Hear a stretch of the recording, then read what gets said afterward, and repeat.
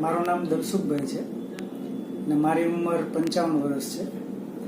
મને લગભગ 2 વર્ષથી કમરના દુખાવાની તકલીફ હતી અને ઘણા બધા ઓર્થોપેડિક ડૉક્ટરને બતાવ્યું.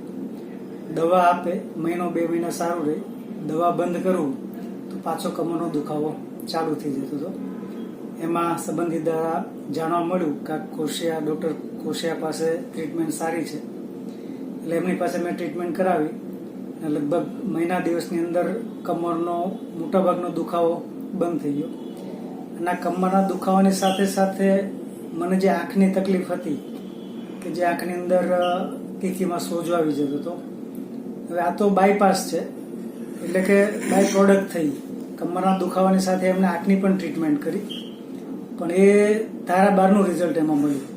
જે આંખની તકલીફ હતી એ એકદમ જ મટી ગઈ, જે મને ધારણા જ નહોતી કે આવી રીતે મટી જશે.